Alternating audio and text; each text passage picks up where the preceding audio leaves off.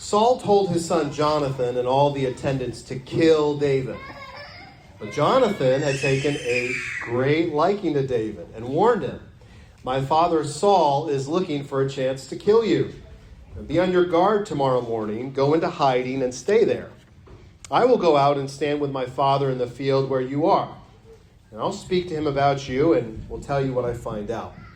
Well, Jonathan spoke well of David to Saul his father, and he said to him, "Let not the king do wrong to his servant David. He has not wronged you. What he's done has benefited you greatly. He took his life in his hands when he killed that Philistine. The Lord won a great victory for all Israel, and you saw it and were glad. And why then would you do wrong to an innocent man like David by killing him for no reason?" Well, Saul listened to Jonathan, and he took this oath: "As surely as the Lord lives, David will not be put to death." So Jonathan called David and told him the whole conversation. He brought him to Saul, and David was with Saul as before. And once more war broke out, and David went out and fought the Philistines. He struck them with such force that they fled before him. But an evil spirit from the Lord came on Saul as he was sitting in his house with his spear in his hand. While David was playing the lyre, Saul tried to pin him to the wall with his spear. But David eluded him as Saul drove the spear into the wall. And that night David made good his escape. Saul sent men to David's house to watch it and to kill him in the morning. But Michal, David's wife, warned him, "You don't run for your life tonight. Tomorrow you'll be killed." So Michal let David down through a window, and he fled and escaped. And then Michal took an idol, an image, and laid it on the bed, and covered it with a garment, and put some goat's hair at the head. And when Saul sent the men to capture David, Michal said, "He's ill." Saul sent the men back to see David and told him, "You bring him up to me in his bed, so I may kill him." But when the men entered, there was the idol in the bed, and at the head was some goat's hair. Saul said to Michal, "Why did you deceive me like this? Send my enemy away so that he escaped." Michal told him, "He said to me, 'Let me get away. Why should I kill you?'" When David had fled and made his escape, he went to Samuel at Ramah and told him all that Saul had done to him. And then he and Samuel went to Naioth and stayed there. Word came to Saul, "David is in Naioth at Ramah." So he sent men to capture him. When they saw a group of prophets prophesying, with Samuel standing there as their leader, the Spirit of God came on Saul's men, and they also prophesied. Saul was told about it. He sent more men. They prophesied too. Saul sent men a third time, and they also prophesied. Finally, Saul himself left for Ramah and went to the great cistern at Seku. And he asked, "Where are Samuel and David?" "Well, over in Naioth at Ramah," they said. So Saul went to Naioth at Ramah. But the Spirit of God came even on him, and he walked along prophesying until he came to Naioth. He stripped off his garments, and he too prophesied in Samuel's presence. He lay naked all that day and all that night. And this is why people say, "Is Saul also among the prophets?" This is the word of the Lord. Thanks be to God. Now, we do clearly live in a very divided time in our society, in our country. And sometimes you'll hear people lament that. They'll say something like, "I just feel like we've never been so divided as a country." I was going to say, well, there was one time where we all picked up guns and killed like 500,000 of each other. I would say we were pretty divided at that point, you know. So relatively, maybe we're not quite as divided as we've always been. But there's something about that that strikes home to the American heart. And I think maybe it's because of our name, because our name is the United States. So we feel like to be divided is like a betrayal of our identity, like we're not living up to what Americans are supposed to be. We also have a sense that like the source of our strength has always been our union. It's true. In our war for independence, part of the reason that worked was because all of the colonies united together and decided to stand as one in that war. And that's part of the reason why it had the conclusion that it did. But the reason for our nation's strength, I would argue, has never really been our unity. It's been our unity about certain things. And I'll tell you one of the ways I think I come to that conclusion.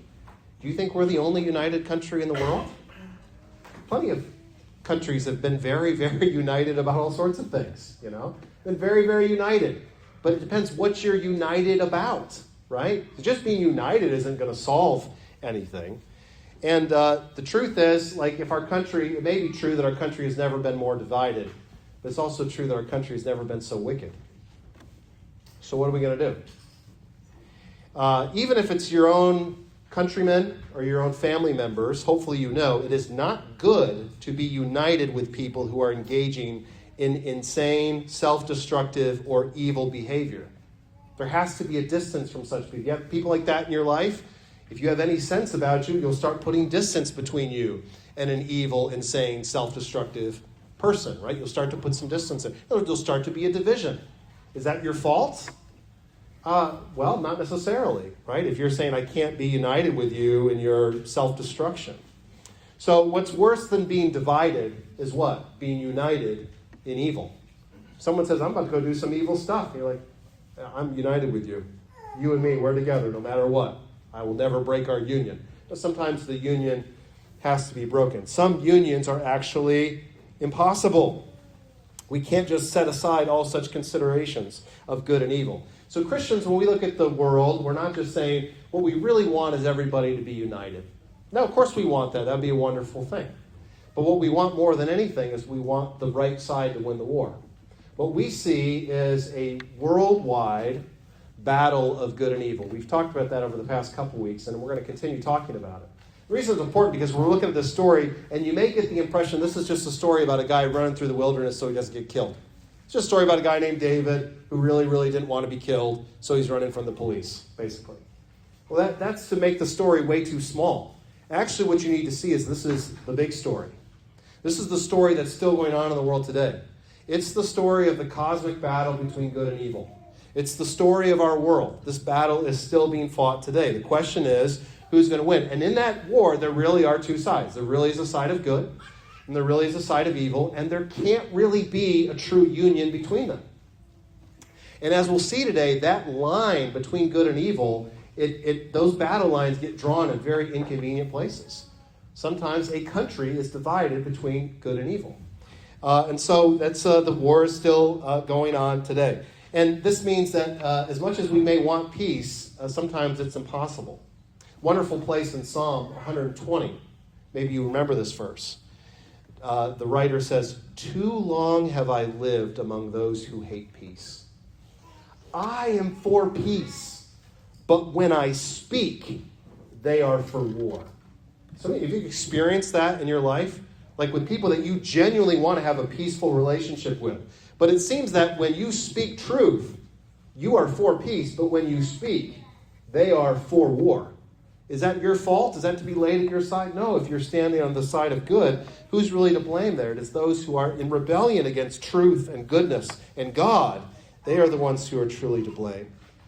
So we're going to see how this war plays out. We're going to learn a lot about this war between good and evil over the next few chapters. And I want you to see this because, sometimes I think we look at Christianity as much too small of a thing. We look at Jesus as he's much too small, as if he's much too small of a person.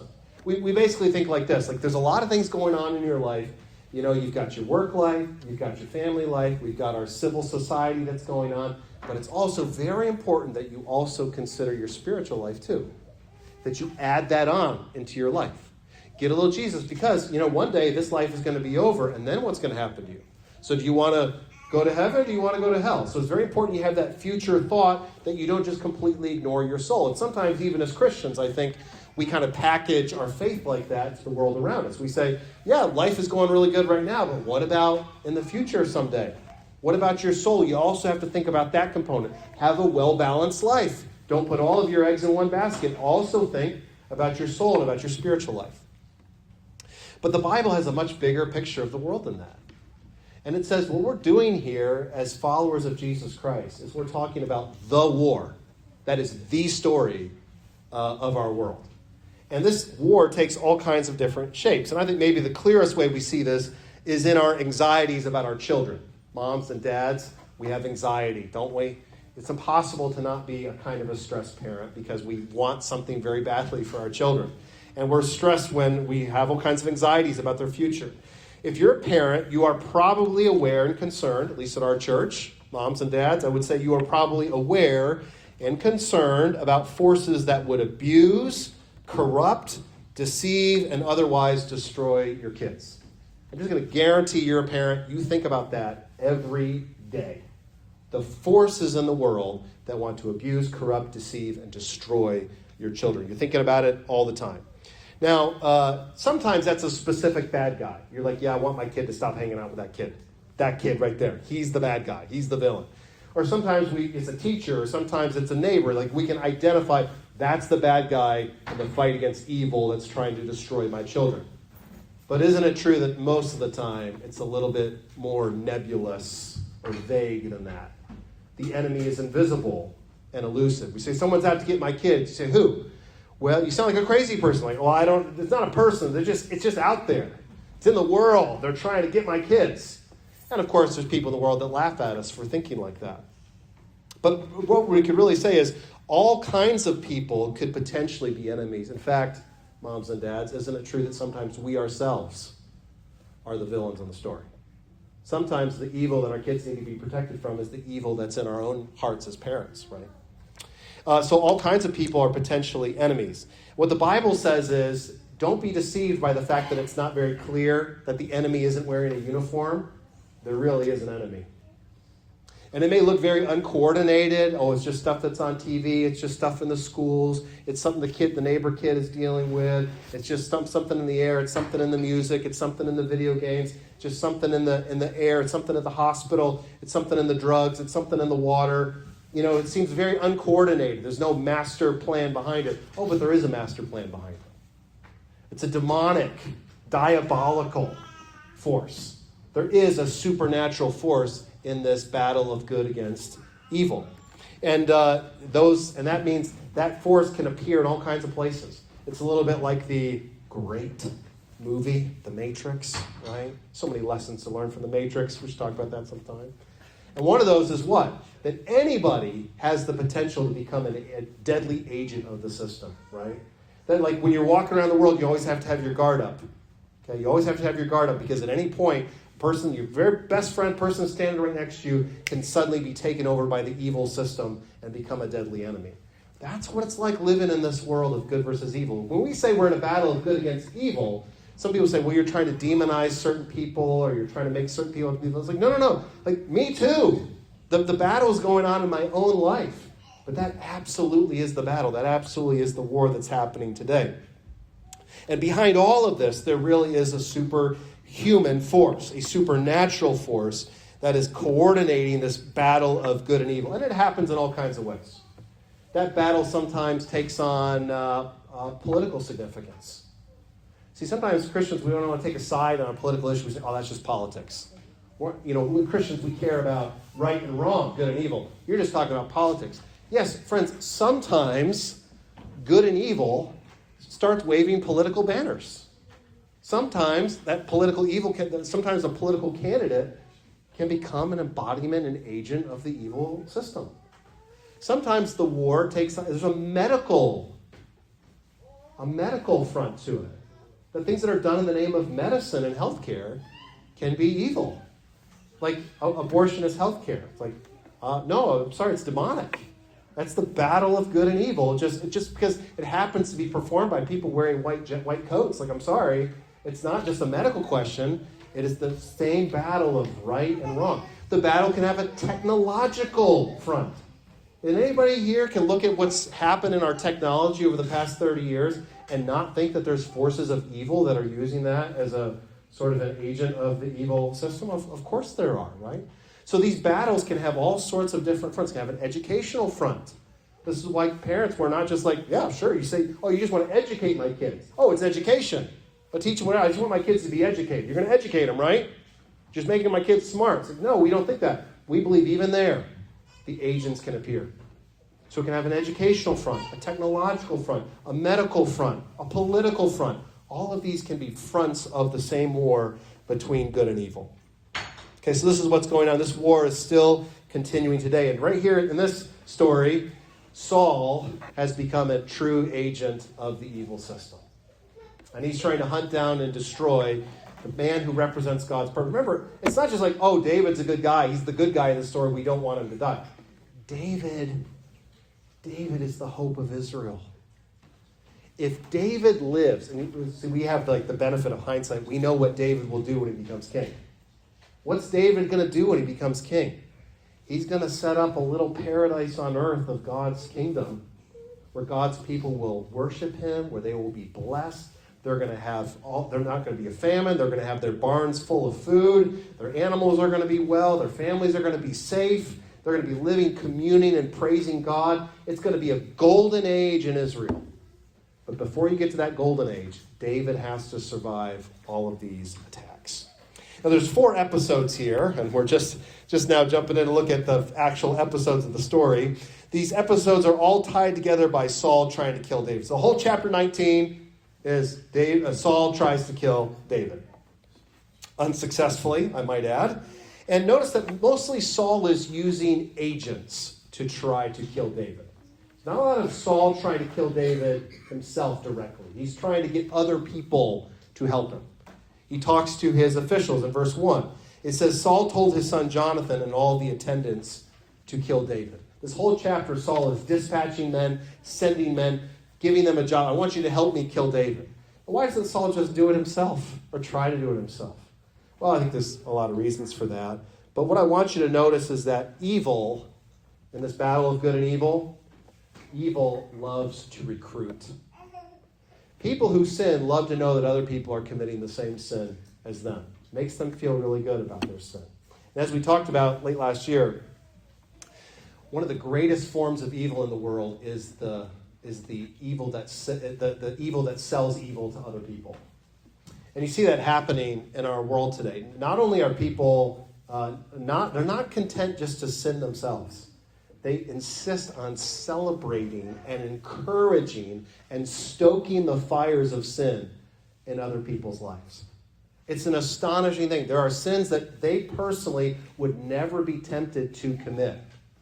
But they will change their Facebook profile and they'll put updates on Facebook to let you know they are very, very much in favor of you going out and doing all sorts of terrible things, sinning against God in all kinds of ways. What's going on there? Well, there's a delight probably in recruiting other people to sin. This gives us an illusion of safety, I think. It makes us think there's no way that God would damn all of us together. It's like if you're a student, kids, and you're in class, sometimes there's a thing where all the class together disobeys, right? Breaks the rules, disobeys the teacher. Why do you do it all together? You feel a little safe. What's the teacher going to do? Punish all? If I get punished, at least I won't be punished by myself. There won't be not the same shame in being punished if I'm punished together with all the other students. So there's certain things that you would never do by yourself against your teacher. Certain rules you would never break all by yourself. But when the whole class is doing it, then you'll go along and do it too. And this is part of the devil's, our great enemy, this is part of his strategy, to get people to sin in groups. And this is why the devil likes to have popularity waves and trending sins. There are some sins that are very not popular right now. Like, for example, the sin of racism. That's a sin we talk about a lot. Actually, not a very popular sin in America right now. So everybody wants to be angry about that sin. There's other sins that are actually very, very popular in it. Trending sins. Trending sins are actually are what the devil tends to use. And it's so people join together. And we've seen this selling sin since when? Oh, since the first sin. Remember when the woman sinned in the garden, our first mother Eve, when she sinned in the garden? Why'd she do that? Oh, somebody came and sold sin to her. Packaged it and sold it to her. And as soon as she sinned, what did she do? Oh, she wanted somebody else to sin with her. And she came and sold it to her husband, Adam, our first father. And since then, we have been sinning and selling sin to one another. We get a sick, twisted delight. And Jesus was very clear about that.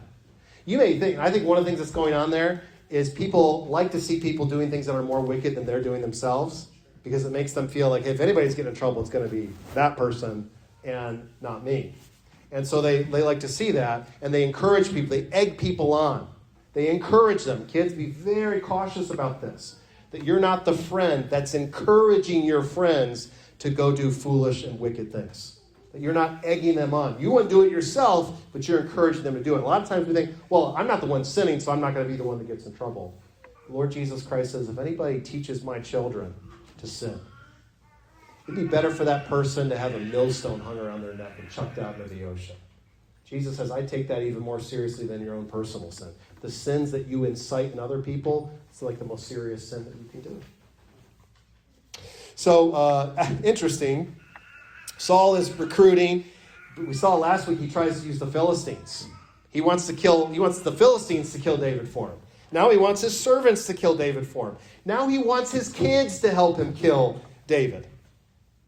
But the Lord actually uses his children to deliver David. It's interesting. In this story, Jonathan, Saul's son, and Michal, Saul's daughter, both in their own way saved David's life. And this is God using Saul's own children to stop him in his tracks, to stop him from this evil that he wants to commit. His children love David and they won't betray him. So what I want you to see is Saul's house is divided. His family is divided on David. This is something you need to know about this battle of good and evil, is that it can divide even a family. That's a very sad thing. Now, it doesn't only divide families, but when I say that, what that means is even our closest, most filled with love relationships can be divided by this battle of good and evil. Now, why does the Lord allow that? Well, I think the reason he allows that to happen is it's an opportunity for all of us to show where our true, ultimate allegiance lies. Do you know how many parents have decided that they are in favor of homosexuality because of their children? It's a very high number. Okay. How many people decide all of a sudden they're fine with something because somebody they love? They say, well, somebody I love. I didn't used to think like this, but then I met somebody I love who was like this. Like, yeah, no kidding. We know. We know it wasn't because you searched the scriptures. We know it wasn't because you awoke to some truth of the Bible. We know it's just because you really didn't want that line between good and evil to crack your house apart. We understand that. We understand that's what's going on. And this is actually, the prophets themselves talk about this. Later on in the prophets, the prophet Micah, he says, do not trust a neighbor, put no confidence in a friend. He's talking about the evil of his day. The prophet Micah saw how evil society was becoming in his day. And he said, he says, a son dishonors his father. A daughter rises up against her mother. A man's enemies are the members of his own household. Let me tell you, there is no pressure that you will ever feel towards endorsing sin or approving of sin or committing sin like this, the pressure that comes from inside your own home. There's nothing like it. And this shows just how insidious the enemy is and how serious this battle is, that it even finds its way into our homes. That means we have to be ready, Christians, brothers and sisters. We must be ready at every moment to stand with Christ, even at the pain of hurting these most precious relationships to us. There is something happening here that transcends even family loyalties. And Jesus speaks about the same thing. Remember, Jesus actually quotes this passage I just read in Micah 7 about a man's enemies being from his own household. And Jesus says, so, you want to come follow me? You have to love me more than all. You have to take up your cross, and you have to follow me. Jesus says, I did not come to bring peace, but a sword. Now, of course, there's a sense in which Jesus did come to bring peace. If you're a Christian, I hope you have discovered the peace that comes from Jesus Christ, right? But if you think that peace that comes from Jesus Christ means there's not going to be no more swords or conflicts in your life, you're very mistaken. Because when you become a Christian, you know what you're doing? You're stepping across that line of the battle lines between good and evil. You are changing your uniform. You are now allied. You are now aligned with the other side. And that means that many previously peaceful relationships in your life will now be characterized by what? By conflict. That's going to happen. And yet all of these attacks will fail. And this is why we must put let me mention another verse. This is spoken by David. Psalm 27, David said, though my father and mother forsake me, the Lord will receive me. When you're feeling that conflict in your family, those closest of relationships, you feel the battle between good and evil has come home and it hurts so much, that's a verse to carve into your heart. Though my father and mother forsake me, the Lord will receive me. I may lose my home in this world because of the battle of good and evil, but I will not lose the Lord. He will stand with me. So we should expect this pressure to come from every angle, but it all fails.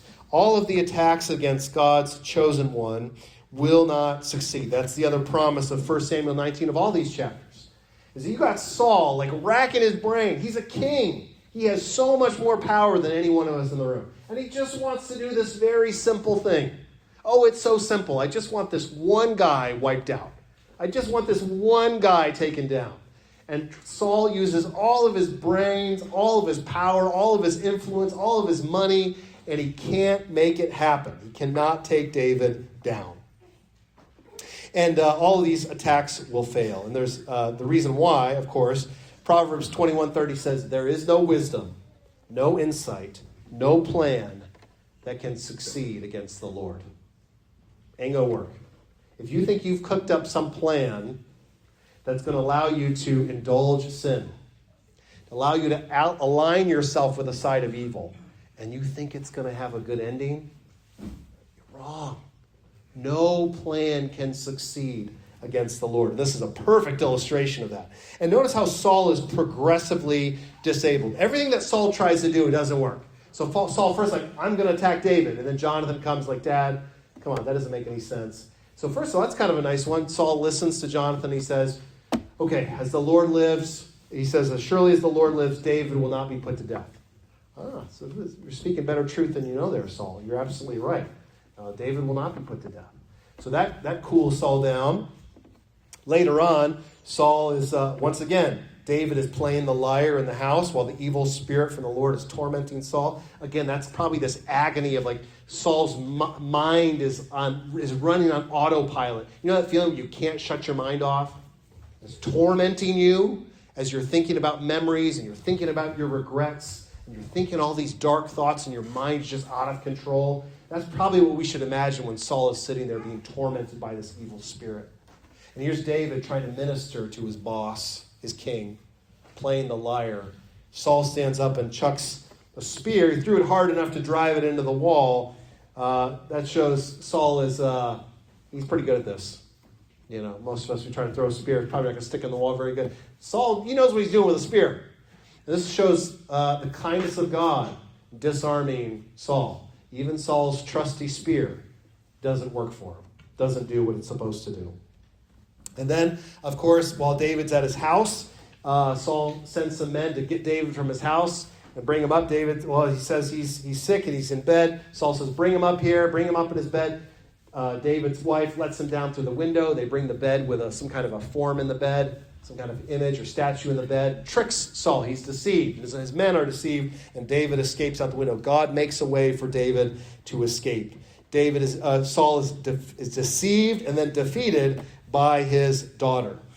And so he joins this long line. This is actually a pretty neat thing. If you think about it this week, you'll be able to think of a few examples in the Bible of how evil men in their plots against good, I mean, those on this side of the battle, are outwitted, they're outfoxed, they're outsmarted by God's simple means of the righteous men. And then later on, he finds out where David is, and 3 times he sends these men. David runs and finds Samuel, the prophet of the Lord, somebody who sticks with him. Again, that's another badge of honor for David. There's all these little relationships that David got. They're like medals. They're badges of honor. David is the friend of Jonathan. He's the friend of Michael. He's the friend of Samuel. This shows us David's the right guy. He goes and he finds Samuel, and Saul's not going to call it quits. He sends men after him. And he sends the first group of guys, and Samuel is there leading a group of men who are prophesying. This is something I think it's difficult for us to wrap our brains around. Some people will say it's just hard for us Baptists to wrap our brains around, but I would say our charismatic friends also haven't wrapped their brains around it.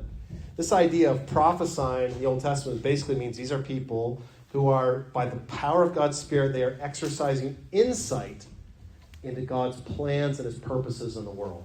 What is God doing in the world? Okay. Now, today we as Christians, we carry on the Bible with us, and the Bible is sort of our guide. It helps us understand what God is doing in the world around us. What did they do back then when not every Christian was carrying around a Bible? Not every believer was carrying around a Bible of their own. Well, what were they doing? By these special prophets that God gave to his people, he would speak and explain his purposes. Off the cuff, he would explain his purposes. He would tell people, he would fill this person with his Spirit, and this person would just overflow and begin to explain and to speak with a clarity and an insight, and they would be able to explain to you what's going on. They would say, you're reading the newspaper, you don't have any understanding of what God's doing, let me explain it to you. So the prophets, they were holy explainers. They were the holy guidebook to explain what God was doing in the world. So here's Samuel, that's his job. He lives to explain God's purposes, to interpret God's will, to tell Israel, hey, listen, you guys have wandered, you're being disobedient to the Lord, you're rebellious against the Lord. If you remember, there was a lot of that going on in Israel at the time. It's one of our discoveries we've learned from 1 Samuel. When we read this book, don't imagine Israel as basically being like a bunch of holy people. Like they were like the best church you've ever gone to or something like that. No. This is a wicked bunch of people living in darkness, alienated from God, very, very far away from the holy status that they were called to live in. Israel was not living like a holy people. They were backslidden. They were in the dark. They were far from God. And these prophets were there to show them, guys, you're in the wrong place. This is the way. Pointing them in the way. Showing them what God was going to do. Anyway, Saul sends these guys, and they get there. And here's the important thing to know about prophecy. You can't be a good prophet just because you're so smart or whatever. It's all up to the Spirit of God working through you.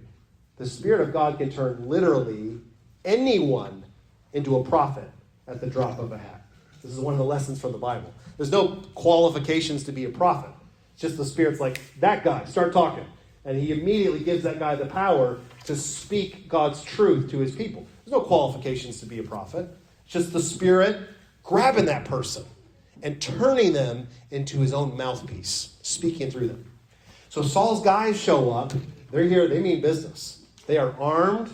They're here to arrest David. And instead, they get arrested. They get arrested by the Spirit. And the Spirit says, oh, you guys have come here to destroy God's purpose? How about you just proclaim God's purpose instead? And they drop their weapons and they begin to prophesy. They say, we are living in darkness. We're doing what's wrong. Saul is leading us in the wrong direction. Saul is a failure as a king. God's going to raise up a new king for us. And he's going to lead us to righteousness through this new king. That's what's going to happen. Saul hears about this and he's like, that's not what I sent those guys to do. He sends more guys and they stop and they get arrested and they prophesy. Saul says, that's not it. He sends more guys, and the third time those guys go and they prophesy as well. See Saul sending 3 times, what does that show?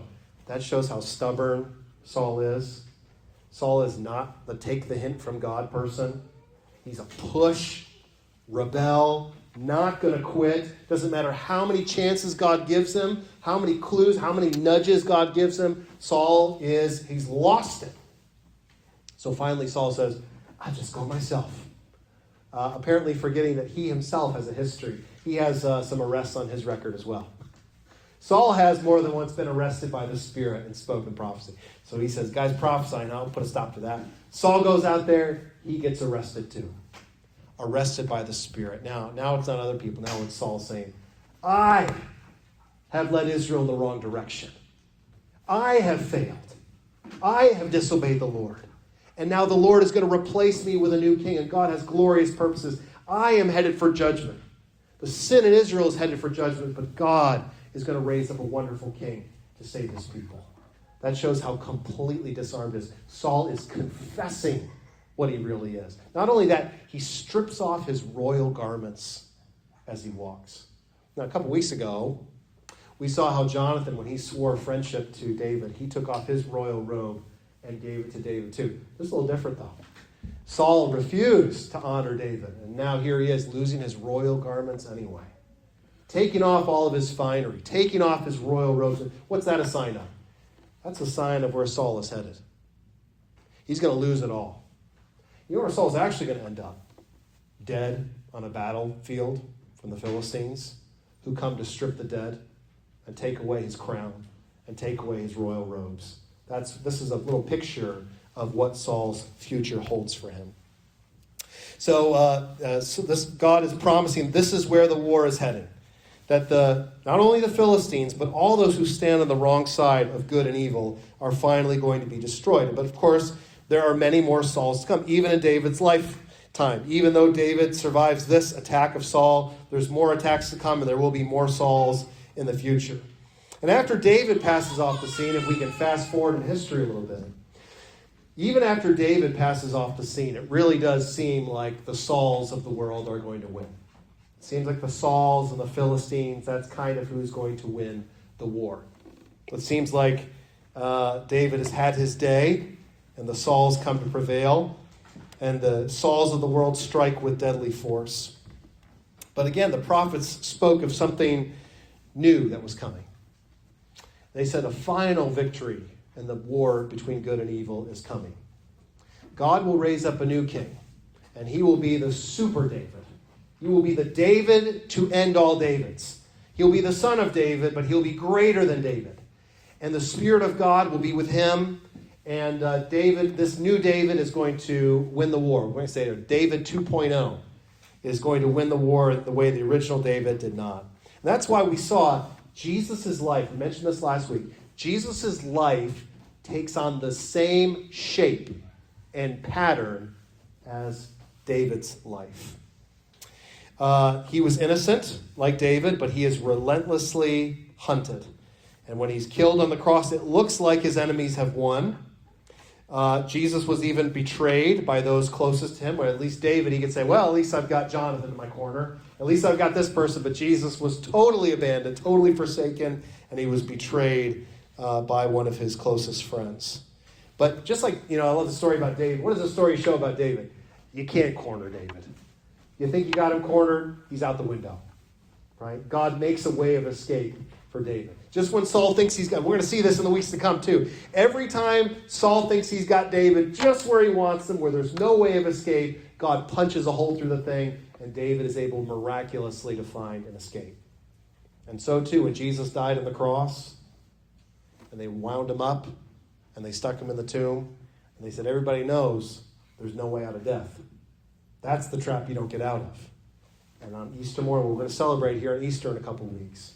The Lord God punched a hole through that thing, and he made a way of escape even from death. And Jesus was victorious over death and rose again.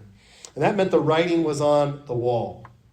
The turning point, we might say Jesus' life, was the turning point in the war between good and evil.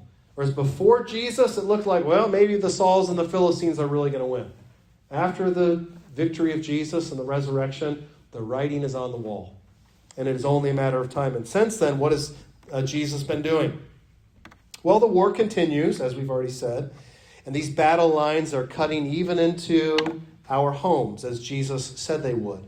But the Spirit is at work. And what's he doing? Oh, he makes arrests. Glorious arrests. There's another guy in the Bible named Saul, named after this Saul. And he too, his life is kind of like the reverse of Saul's life. Saul started off as a godly man, and he ended up chasing and persecuting those who were faithful to God. But the next Saul that we meet in the New Testament, he was a guy who started off ruthlessly attacking and persecuting those who were faithful to God. Saul the persecutor, hunting down Christians, trying to get them to turn away from Jesus Christ. And one day he was on his road on his biggest mission yet, on his way to Damascus, and he was arrested by the Spirit of God on the way there. And he was converted. And what did Saul do? He confessed. When you're arrested by the Spirit, just like Saul, when Saul was arrested by the Spirit, he begins to confess the truth. The truth that he would never have wanted to acknowledge, the truth that he would want to bury deep down inside, never want to confess that. When you're arrested by the Spirit, the truth comes out. And every one of us here one day, we were arrested. Brothers and sisters, you were arrested by the Spirit of God one day. And you too confess the truth about God's purposes in the world. That Jesus Christ is Lord and the only way of salvation. You also were arrested. And in the end, just like Saul, every enemy will be defanged, dishonored, and as Scripture says, every knee will bow and every tongue will confess that Jesus is Lord, to the glory of God the Father. That's what the end is going to be. So if you're not a Christian, what would we hope for you? If you're not a Christian, you're not a follower of Jesus, you're like, I've never been part of this, wasn't thinking about this war, I'm not a Christian, I'm not following Jesus. What are you saying for this? Well, what we're saying is this battle that you see in 1 Samuel 19 is still going on today. And if you're not a Christian, you're not with Jesus, then you are on the wrong side. And one day you too will make the same discovery as Saul. And our hope is that you will make that discovery today. That you would discover that you're actually on the wrong side of this thing. You know, the world is full of Jesus' wins for those who have eyes to see. And if you really hate Christianity, we got to feel bad for people who hate Christians and hate Christianity. I mean, we argue with them, you know, we're concerned about them, but you got to feel bad for them too. It must be so frustrating to win in a world where Jesus is dunking on you all the time. But that's what's going on in our world. It's just Jesus winning. All he does is win, to coin a phrase. No matter what. He's winning at every turn. And the world is filled with the wins of Jesus, of people that he's converted, of lives that he's changed, of families that he's rescued, of evils that he has smashed and destroyed, of the fates of nations that he's filled the world with his name. Do you know how many hundreds of millions of people today on this Sunday morning will gather around the world and worship God in the name of Jesus Christ? The world is filled with Jesus' wins. And just like Saul, if you don't like that, what will you do? Oh, it will frustrate you. It will stupefy you. It will terrify you. But a day is coming when you too, like Saul, will strip off all your royal garments. And you will confess as well. Now, there's honorable garments that sinners will strip off. And when I say that, those who try to fight against God's king, no matter how regal, dignified, beautiful, and impressive they look today, they will one day pluck off all of that finery with their own hands, leaving them exposed in their true humble estate. Their titles, their bloodline, their achievements, their riches, their connections, their popularity, their cleverness, their beauty, their physical strength, their talent, their reputation, their strong family, everything that makes us stop and stare and say, wow, what an impressive person. They will strip it all off. And they will be left as just a naked, unadorned human being, confessing God's truth at the top of their lungs, like Saul. So friends, again, if you're not a Christian, we would say, how many times must Christ show you his glory before you believe? You look at the story like Saul, how many times? How many times? You think it's over. It's just getting started. You bang your head against the wall and say, Saul, how many times do you have to come face to face with the truth about yourself and the truth about David and still won't confess, still won't bow, still won't believe? Well, there's many people today who are in exactly the same condition. They see the glory of Christ over and over again and still will not believe. So our prayer is that he would arrest you today and that you would confess the truth. Let me just give you a couple of thoughts. And for Christians, we got to be ready for a battle. We got to be ready for it to come too close for comfort. Oftentimes the battle against good evil is a battle fought at close quarters. That means we have to be ready in our hearts, ready at all times. That passage from Micah I quoted earlier ends in, he says, a man's enemies are members of his own household. And he says, but as for me, I watch in hope for the Lord. I wait for God, my Savior. My God will hear me. Now, if you're distressed this week about the battle of good and evil, and that can happen in different ways. If you watch the news too much, like I do, you'll be distressed about the battle of good and evil. If you are watching the development and growth of your children, you will be distressed about the battle of good and evil. Basically, if you care about anything that matters in this world, you're going to be stressed about the battle between good and evil. We should take heart from this passage that says, there is no counsel and no plan against the Lord. Nothing can succeed against the Lord's purposes. He is going to win. And so we should expect his amazing protection. So don't panic. Oh, Christian, I think that's what you need to hear this Sunday morning. Don't panic. Trust the plan. Trust his good plan. Notice, too, that sin makes men mad. It makes you crazy. There's only one word for Saul when you read all these chapters. It's just like, nuts. That guy's crazy. His commitment to his sin finally ruins him and robs him of everything. Friend, if you decide, I'm going to hold on to this sin. You may even call yourself a Christian, but you've got some sin that you're nursing, that you're holding on to. You're like, no, this one I'm going to keep. This one I like. It will ruin you, and it will lead to complete madness. You can forsake it or be destroyed. And finally, let's give thanks to God. Let us give thanks to God for arresting us by his Spirit. Because I was just another Saul, and so were you, but he arrested us. He said, that's about enough of that. And he put us in his custody. He opened our mouth, and he filled our mouth with the truth. Isn't that a wonderful, wonderful thing that he has done for us? He's taken people who were like Saul, and he's put us on the side of David. He's brought us across the line. Let's give thanks to him for that. Let's pray together.